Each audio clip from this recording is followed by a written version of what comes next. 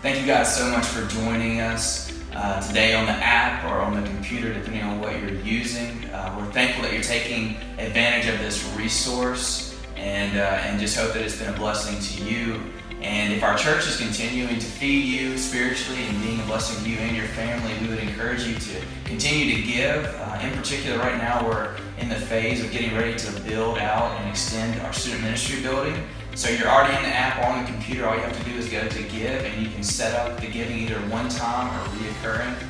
And again, we're just so thankful. So I hope that you enjoy the message. Have a blessed day.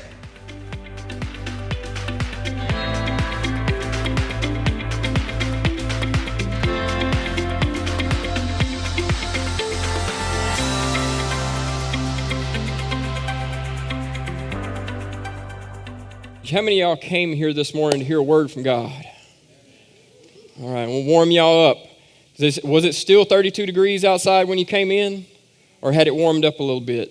Because it was cold this morning, right? I got here this morning and I about froze to death. I ain't even going to lie, y'all.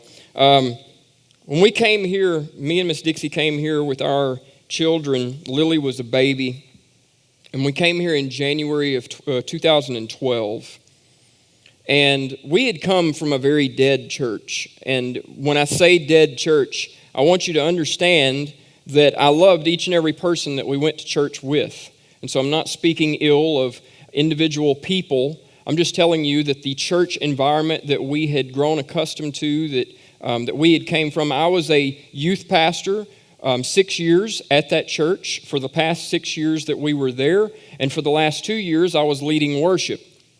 And one thing is, I don't mean leading worship like what we saw this morning happening in the congregation and here on the stage. I don't mean that. I mean like the last 2 years I showed up and I put a CD in. It was an accompaniment CD, a piano playing, and I would write down for my media guy, play tracks 1, 3, and 17.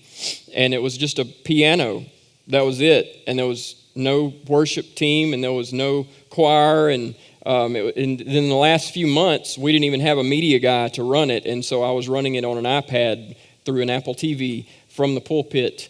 And I would just press a button. And I mean, there was a lack of organization in our church. When we were there, when we were younger, there was probably about 400 to 450 members. And by the time we left, though, it had dwindled down to about 30 or 40 people. And it was really sad to watch, especially with the people that you love so dear, witness something like that go on within a church. Now, like I said, there were good people within the church. They just had no vision moving forward. They had no organization in the back end. As a result of that, it made for some very, very bitter individuals in the church. How many of y'all, just by a raise of hand, have ever been to or been a part of a church or even in a job, because I've been in jobs like this as well, where there's about 6 people that do everything, right? Like almost every hand in here, right? 6 people do just about everything. And how many of y'all know they're the 6 people that are the most bitter people to be around, right? You've probably even been one of them. For the last couple of years, my wife worked the nursery in our old church. And she did so because if we had a visitor show up, we needed to know that there was a place for their kids to go. Like they need to be able to come in and worship and hear the word of God and know that their kids are taken care of. And so week after week after week, every single Sunday, Dixie would be in the nursery watching our kids most Sunday. And we would have those arguments on the way to church. Why am I even going? Like I'm just going to be in the nursery watching my own kids. And it's difficult because you start to experience burnout. You start to be resentful of what you once thought was a calling of God on your life to do something that you love doing, and then it becomes burnout. How many of y'all have ever experienced burnout in your life before? There's a lot of hands. All right, so I'm talking to a crowd. It's going to be easy this morning because y'all know what I'm talking about. We had a church sign out front of our church, not like the one that we have out here. I love the church sign that we have out here because it just says Fellowship Community. Nothing else. Just know who we are. That's all you need to know. You can come inside and then you can get the gospel, right? But our church sign started out for a long time of a very condemning message before you would even pull into the parking lot. Something to the nature of, Except Jesus, hell is hot. I don't think we actually use those words, but you definitely don't want to be condemning people to hell before they even get in and experience the gospel and the love that is Jesus Christ. And so the last few months that we were there, I went to the pastor and I was like, hey, we've seen some funny church signs on the internet, and I've got a whole long list of them, and if you would like, our youth would like to go and do the church sign, and we tried to perk it up just a little bit, but it was rough, man. It was hard to get past when we first came out here to fellowship. In some ways, many of the things that we had witnessed, we had always experienced in church. The first Sunday that we came out here to fellowship, it was a morning not unlike this morning. It was very, very cold. It was in January of 2012, and it was pouring down raining, by the way. We came out. Pastor Josh had invited us to come out. I had recently left our church. I was looking for a full-time position. We left on good terms, but I felt like God was calling me into full-time ministry. And so somehow, Pastor Josh found out about me, called me. I was sitting in a deer stand, and I didn't answer the call, because would you? And so I called him back later, and he invited me out, and it was pouring down raining. We pulled into the parking lot, and these two guys came up with umbrellas, and they walked up to my wife's side of the car and holding the umbrellas over my wife and child, because Lily was a baby at the time. Didn't even come for me, It's like us guys were like, oh, that's cool. It came for the wife and child, But they walked my wife and baby in the rain under the umbrella, and I remember that evening thinking, why didn't I think of that? Like 6 years I was a leader at this church. I was on the business committee. I was on the finance committee. I've always said you've never truly lived life as a Christian until you've been cussed out by a deacon in an elders meeting. I've been there. I was on just about every committee that they had in the church. But how come I never thought of something so simple as that? We had at our old church, we had people that would stand at the doors. It's usually the same older gentleman that would stand right inside the door, and he probably just took it upon himself. Nobody asked him to do it. He just always done it. And we had that one guy that just stood inside the church, and if he didn't show up for church, then there was just nobody there. But we didn't have people in the parking lot holding umbrellas over people's heads in the rain. And the funny thing about that is that we had umbrellas, so it wouldn't have cost us a dime. It wouldn't have cost us a dime. But we just never thought of it. And so there was a lack of vision in the church for just the little things like that. When we left fellowship that morning, we went to visit my grandmother up in Shreveport. And for us guys, it's probably not as big of a deal as it is to you ladies out there that have had small children in the house. But Dixie laid Lily down to change her diaper, and there was a sticker on her diaper that let her know that her diaper had been changed in the nursery. And she was wowed by that. And I was like, okay, change my underwear every day. I don't get a reward. She was wowed by that, and for a mother, that just was something very, very special to her. And I remember for the next week or so, we couldn't stop talking about just different little bitty things. There was someone at the front door that was all smiles. When we came back, by the way, there was someone else at the front door. And I wasn't really reminded of that until a young couple just joined our church a couple of months back now. And usually if we're having service in here on a Sunday morning and we have first service, Pastor Josh preaches and I'll come up and do announcements. And the second service, Pastor Josh is up here and I'll come up and do announcements. Then you'll see me leave out. And usually I leave out because I'll hear the bass bumping next door and I'll sneak in there and I'll turn it down. And then I get to witness our children over there worshiping. That's where you see that sometimes the pictures pop up on Facebook and video and just up on the stage, raising hands and just worshiping. Try it out sometime. Blow your mind. But I stepped out this one Sunday service and I walked up to the front because sometimes people come in late, and I like to be out there if somebody comes in late and there's still somebody out there, and This couple, they had gone through Growth Track, and when they were done, they came in and hung out in the coffee shop. And so I just asked one of them, I said, so, what brought you to fellowship? Because I've known them for years. And they said, well, we heard good things, and we wanted to try it out, and we knew a few people there. And I said, well, what made you go through Growth Track? What made you stay and hang out? And he said to me that every time that they came in the front door, there was someone new serving. I never really thought about that. So we always, we do the planning behind the scenes and everything, but he said every time we came in the door, there was somebody new serving. And just let them know that there was a place for them, perhaps that they could help out. They could be a part of that. I was thinking about my old mentality at my old church that I went to is that some positions are just locked in. Like somebody's been doing that for so many years, they're the ones that do it, and there's just not really room for you. And we're not going to speak up on our own, so we don't want to bother what's already there and working. And so we kind of ended up fading into a pew somewhere and just sitting there for years and years, not knowing if there's anything that I can do to help out. And most of the time, churches, a lot of times they won't even ask you. Just, you got saved, you got baptized, congratulations, let's get your information, and you're just tossed by the wayside.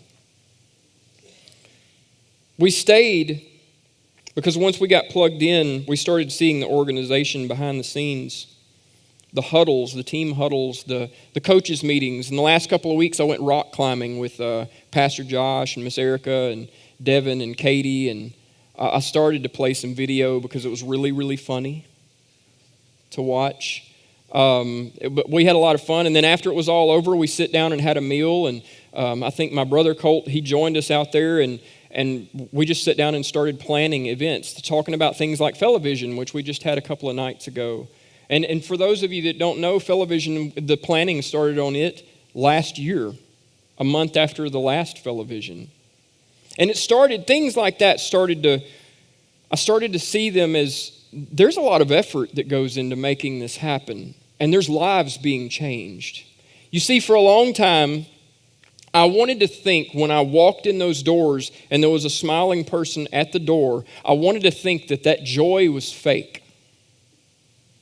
I really wanted to believe that, and maybe some of you have even felt that way either here or in another church, but I wanted to really believe that was fake. I wanted to think that they were putting on a front. It just didn't make a whole lot of sense because everything I had experienced about church up until that moment was bitterness and burnout. You could have a flame maybe for a little while, but then there was bitterness and burnout. And so for months and months and months, I convinced myself this has got to be fake.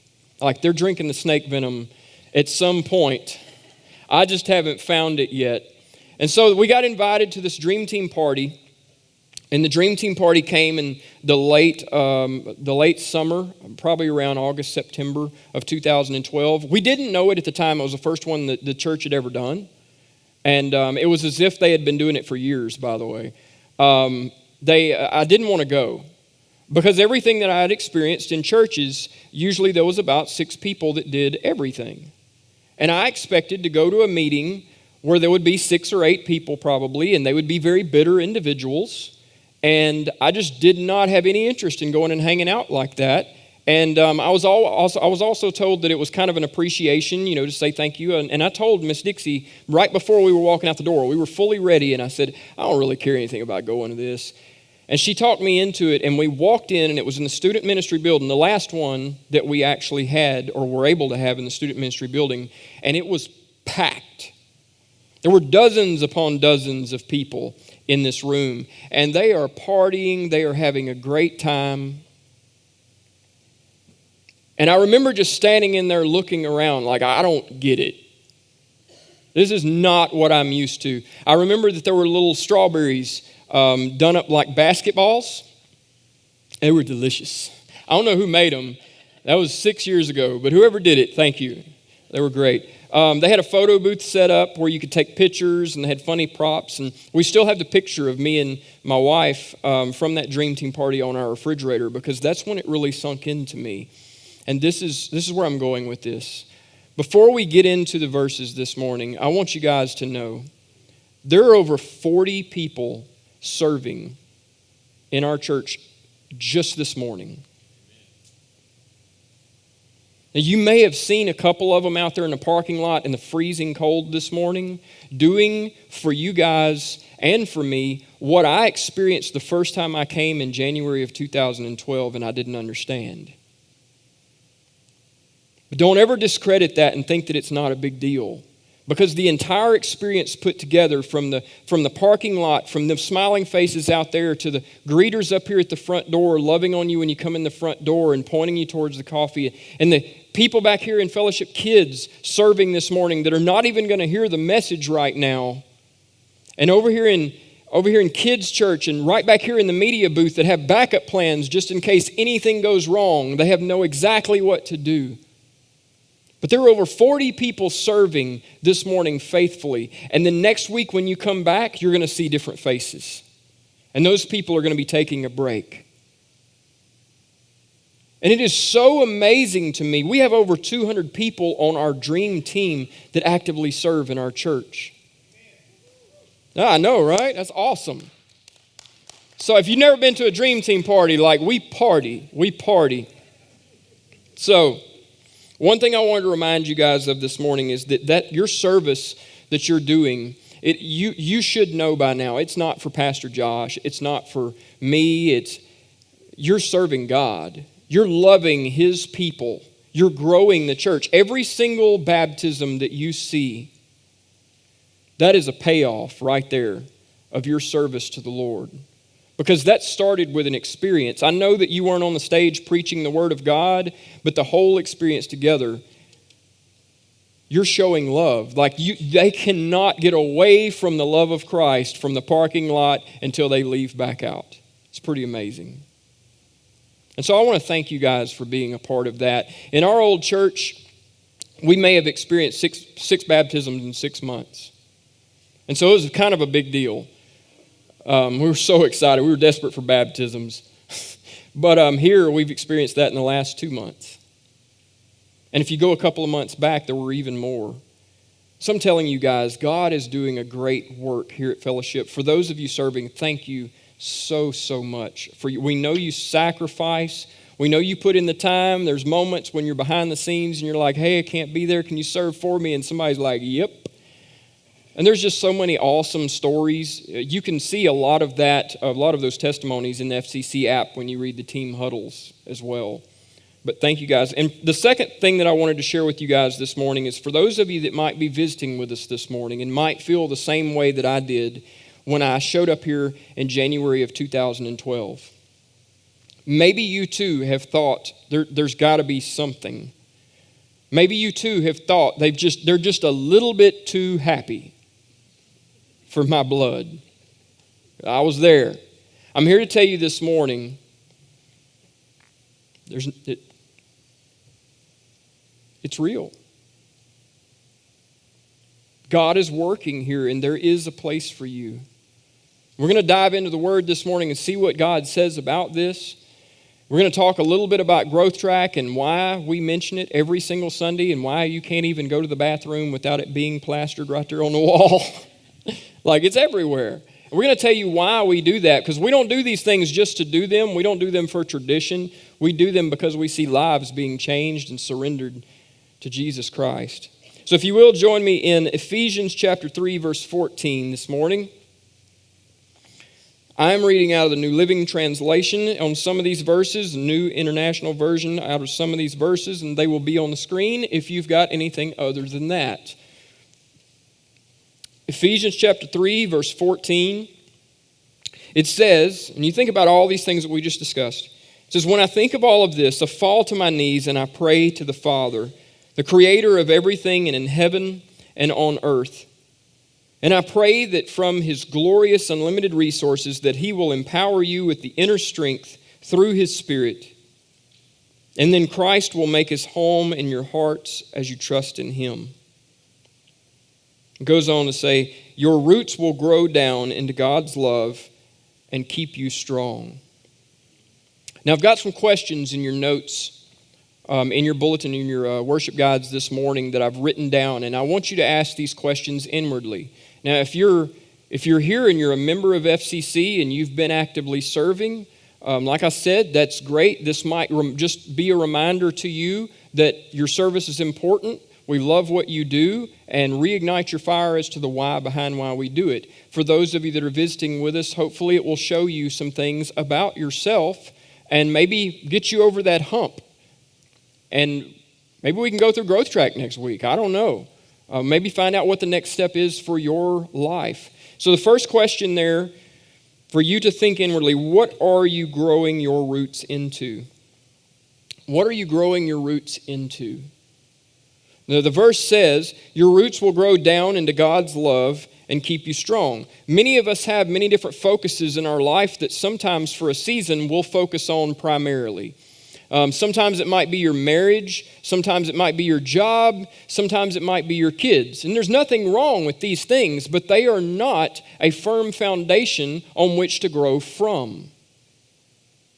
If we hadn't started with God, then nothing good can grow up from that. You're going to continue to struggle in your marriage. You're going to continue to struggle with your kids and everything else in life unless you have a firm foundation on which to grow from.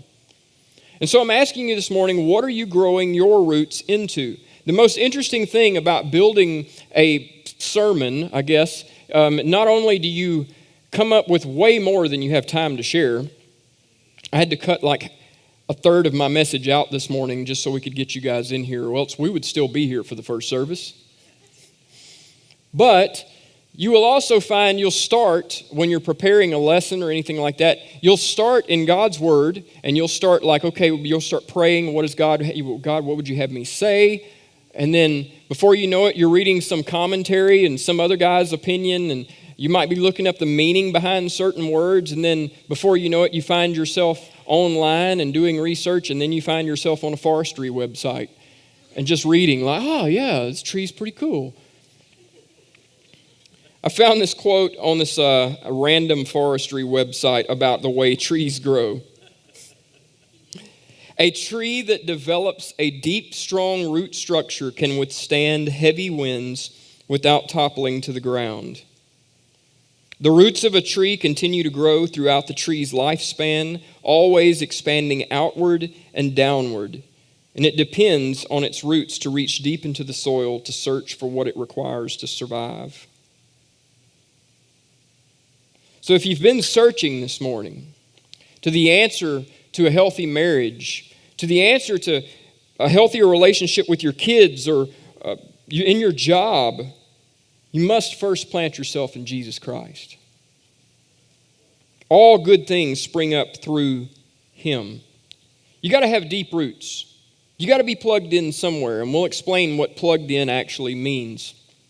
But first, I want to share with you something that happened to me a few months back. We had a garage on our house that we decided to enclose and turn into an office and a bedroom. And so we put a doorway on the end of the garage right where our cars are. And so, obviously we started going in through that doorway. So every day we have 6 people in our home living under one roof, and they all enter through that doorway, and they pass by a window on the left-hand side. Now, solid white walls, not a whole lot in there. And my wife is out one day, and she's decided to trim the hedges. And she comes running inside, and she says, "Mark, there is something growing through your office window." So I run in there to my office, and there is a vine that has grown up behind my hedges, up the window. When it hit the edge of where the bottom window meets the top window, when it hit that, instead of going around it, it just broke right on through it. It grew into my office, wrapped around to the wall. It grew up my wall all the way to the ceiling. And it was across the ceiling that far. Let me just go ahead and tell y'all, if you've got 6 people living under your roof that walk past that window every single day, and no one has noticed that there is wildlife growing in your home, there is a problem. Like, you need to slow down. You have vines growing in your house. And so I get over there and I start yanking on this vine and it won't come out. And then I'm like investigating, like, how does this even happen? Like, it's just broke right through the windowsill and I'm fighting with it and I finally get it loose and I go outside and then I figure out how it had really, really deep roots. Like you just picture I'm out in the yard like pulling on this thing. I've got it wrapped around my arm. I'm like, it had really, really deep roots. It could not be moved. You get where I'm going with this? Matthew 7 says, the rain came down and the streams rose and the winds blew and beat against the house, yet it did not fall because it had its foundation on the rock. The rock, of course, meaning Jesus Christ. When you decide to live a life for Christ, you should expect a little bit of resistance. Especially in the world that we live in, you're going to experience resistance.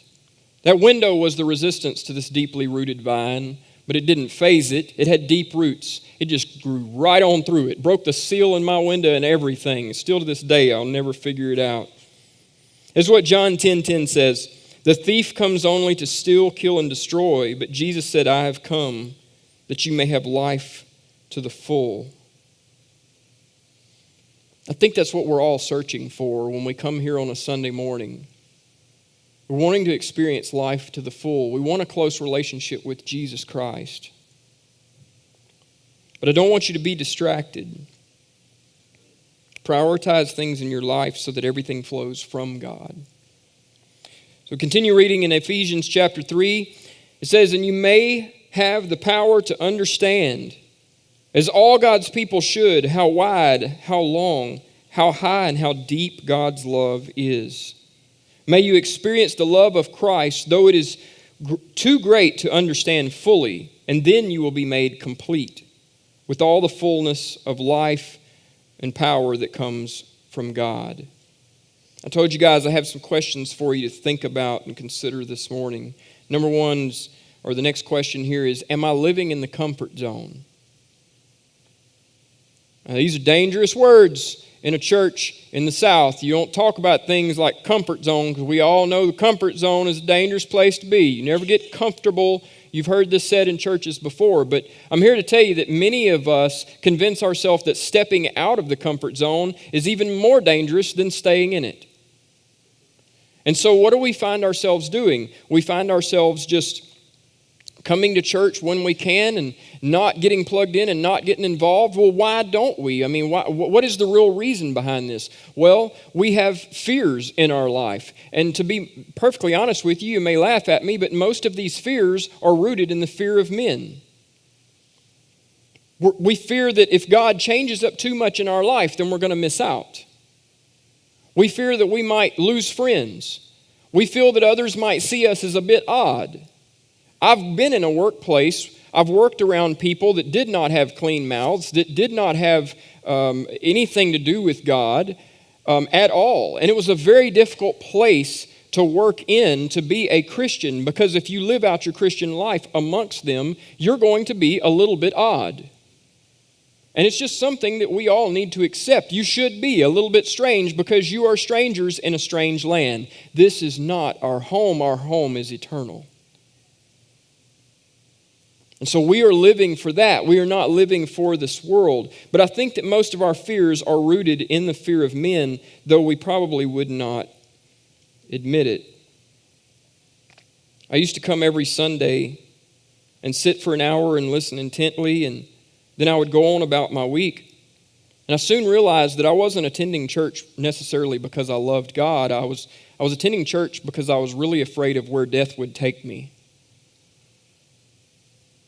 And that's the way I was saved. That's the way the gospel was presented to me when I was 13 years old. Hell's hot. Satan's real. Jesus loves you. Many of you may have experienced the same thing. When you love Jesus with all of your heart, you want to be like him. It's an irresistible grace, is what they say. You can't help but want to live like him, to want to be more like him, to want to learn more about him. And there's so many different areas just right here within our church that you can do these things. Next question I have for you in your notes: how does the old me compare to the new me? And this is something I encourage you guys to ask yourself often. How does the old me compare to the new me? What do I mean by that? Well, this is what Ephesians chapter 3, verse 20 says. Now all glory to God, who is able, through his mighty power at work within us, to accomplish infinitely more than we might ask or think. I'll read that last part again. To accomplish infinitely more than we might ask or think. Which means that God has things in store for your life that you haven't even thought of yet, that you can't even fathom. Most of us will convince ourselves to stay out of the race. We won't even start the race because we're afraid we're going to lose. Like, we disqualify ourselves altogether. God is saying, there are things I want to do in your life, and you ain't even thought of them yet. As far as asking the question, how does the old me compare to the new me? Skip forward to Ephesians 4:22. Ephesians 4:22 says, you were taught with regard to your former way of life to put off your old self, which is being corrupted by its deceitful desires, to be made new in the attitude of your minds, and to put on the new self, created to be like God in true righteousness and holiness. One other pastor I was watching talking about this subject quoted it like this. He said, accepting the call of God on your life doesn't just mean that you're tossing aside the old sinful life, but more importantly, the new life is a new creature created in the image of God and no longer under the sway of the person you used to be. How does the old self, how does the old you compare to the new you? I'll give you an example. Many times people are given an opportunity to give testimony, especially in youth groups and things like that. And so you give someone the floor and they'll take 20, 30 minutes and they'll start giving their testimony and they share, well, I used to do drugs and I used to drink and I used to cuss and I used to do this and all that, blah, blah, blah. And they'll give Satan all of this credit. And then they'll say, then I got saved. And? Like, what has God done in your life recently? What is God doing in your life lately? That's a Janet Jackson throwback. What has he done for me lately? Where my 80s fans at? Nobody? All right. Didn't work in the first service either. What has God done in your life lately? That's what I want to hear about. And if you can't answer that question, you should be able to diagnose that there is a problem. God should be working out many things in your life because, after all, the verse says your roots will grow down into God's love and keep you strong. It says that Christ desires the fulfillment of your life. He wants you to experience a full life. Are you experiencing a full life? Are you experiencing joy? Perhaps when you come in the doors of the church and you see these smiles on these people's faces and you think there's no way, like there's got to be something. Or maybe perhaps is it that they've experienced something that you have not yet seen.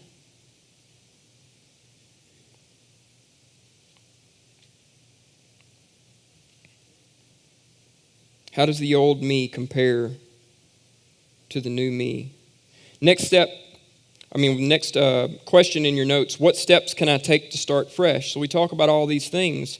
Well, how can I experience the fulfillment of Christ in my life?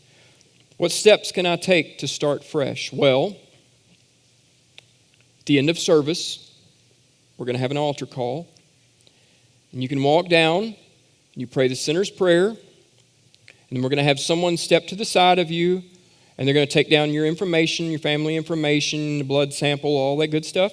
And we're going to enter it into the holy book. It's a big book. And we're going to put it in the holy hall, right? And then everybody in the church come down and extend the right hand of fellowship, and we'll get you baptized, and then we'll assign you a chair, and you sit in that pew every single Sunday if it's convenient for you. And then congratulations.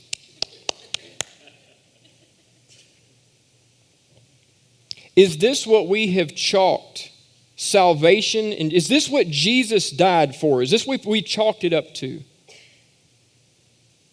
Is that all there is? Because that was all there was for me for years. Is this who Jesus is? No. Jesus is so much more. And those verses tell us he wants so much more for our lives. So are we searching? Are we daily looking?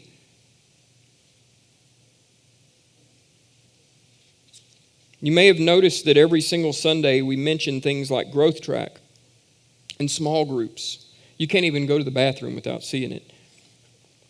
It's everywhere. We have it on the announcements, the announcement slides. When you walk in, we announce it during the song. You may notice we mention these things quite often.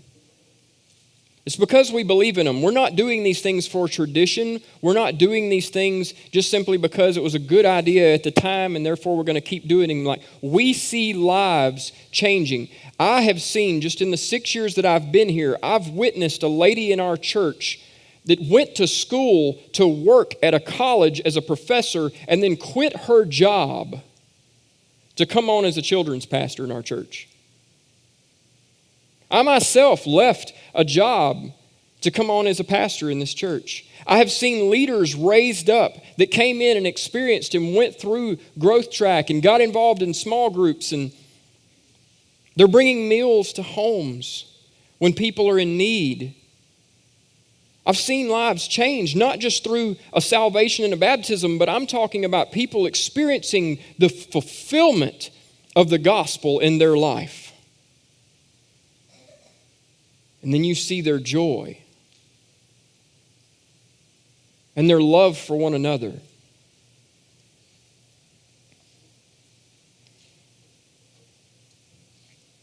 Romans chapter 12, verse 5 says this: in Christ, though many, we form one body, and each member belongs to all the others. We have different gifts according to the grace given to each of us. And if your gift is prophesying, then prophesy. If your gift is serving, then serve. If your gift is teaching, then teach. If it's to encourage, then encourage others. If your gift is giving, give generously. If it's to lead, lead diligently. If your gift is to show mercy, then do it cheerfully. But love must be sincere. And it says, hate what is evil and cling to what is good. Be devoted to one another in love. And all of these qualities, that's our only goal in something as simple as growth track. We want you to come, step one. We might ask you if you've been saved and baptized. Somebody needs to.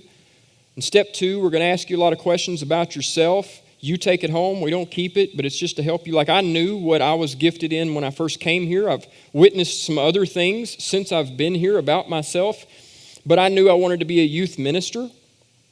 But I put the questions to the test, and it came back and told me exactly what I already knew. But some of us just don't know where God has gifted us.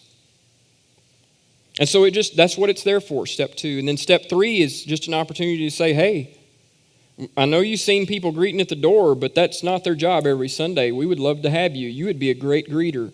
We would love for you to love on kids back here in the nursery. But you're good with computers? These guys back here got it all together, but they could use some help. Like, we need you.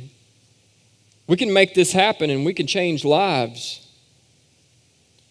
Like I said, the whole experience together, the whole ultimate goal is that someone will come in on a morning like this morning that sees no hope whatsoever, that does not know Jesus Christ as their Savior, and they cannot walk 5 steps without someone smiling and loving on them.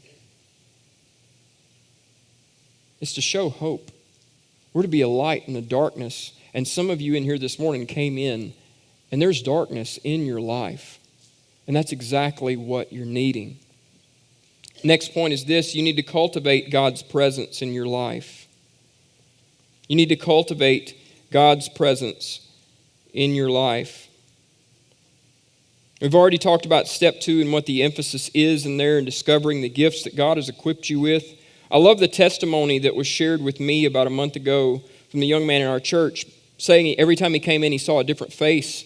Because it showed me 3 things. It showed me, number 1, that many people had gone through growth track and they had discovered that they were good at something, that God had gifted them with a particular gift, and they're serving in that gift. And so that means there's something good going on in that person's life, right? Number 2, there's no more bitter or hard-pressed leaders. There's no more burnout. If there's a different face every time you walk in the door greeting you, that means that someone's getting a break. Like these guys back here, next week, they'll be getting a break and they'll be in here worshiping, and somebody else will do their job. It shows every new visitor that there's a place for them to serve. But I want to make one thing very, very clear. This is just the launch pad. See, it's not necessarily, and we say these things a lot, but I want you to really grasp this. It's not about training each and every individual up so that they can be a greeter at the front door, or rock a kid back here in the nursery, or show kids how to worship next door, or be in the parking lot. It's not about that. It's about Monday morning when they wake up and they go on about their lives to their jobs, that they can use these same attributes out in our community and love on people out there.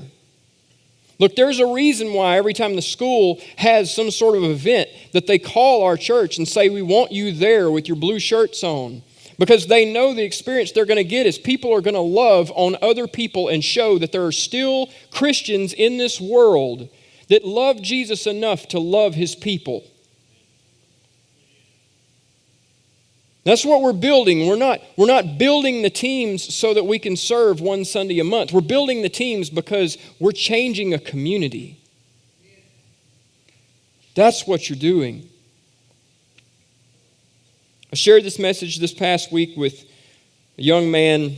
I won't mention any names. He came in my living room. He sat down. He was listening. And I got to this point where I was talking about people serving and getting burnt out. And he said, well, my grandmother taught Sunday school for 25 years, every single Sunday. And I'm not knocking his grandmother's devotion, because that's pretty good devotion. But it does make me curious, was anyone there when his grandmother was sick? Were there no other people that could take her place? Was there an organization behind that of training up new leaders? Or was she, like my wife, for the past 2 years in our old church, just stuck in a nursery? Now, I'm not saying that that's the situation with his grandmother, but it concerns me. We're always looking to train up new leaders within our church. Most people have this mentality of, well, Miss Edna, she cooks mean green bean casserole, and all I'm good at is making green bean casserole. And she's always done that. So I guess I'm going to have to wait till Edna dies before I can make the award-winning green bean casserole. Like, no, we can rotate y'all out. Like, last point in your notes is this. You need to connect with God's people. You need to connect with God's people. Ephesians 2:19 says, you are citizens along with all of God's holy people. You are members of God's family. We don't need to just be in a church on a Sunday morning. That's a social thing. We need to be the church on Sunday morning and Monday and Tuesday and Wednesday and all throughout the rest of the week. I'm not going to go Howard Dean and whoo-ah. I'm not going to do it. Nobody say, you got me. Okay. Just get one laugh is all I need. We need to be the church all throughout the week. Most everyone in the South says that they're a Christian, but sooner or later you'll begin to discern who is rooted deeply in the Word of God, who is plugged in, and who is coasting on fumes. As a pastor, people come to you and they ask you, for counseling, and they have questions that they want to ask you. And the most common thing that you usually get, it starts the conversation as, I just don't feel God's presence in my life. To which I'm going to ask questions like, what small group are you in? What team are you serving with? Who's pouring into your life? Whose life are you pouring into?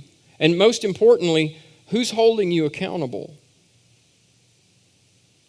Because each and every one of those questions involves one thing, and that's that we were meant to do ministry with other people. If you serve on the dream team in our church this morning, look, I'm so thankful for you guys. Because there's 3 types of ministry going on in your life, and we're getting ready to close. 3 different types of ministry that's going on for those that are serving here at Fellowship. Number 1, you're the face of Jesus that every visitor sees each and every Sunday when they walk in these doors.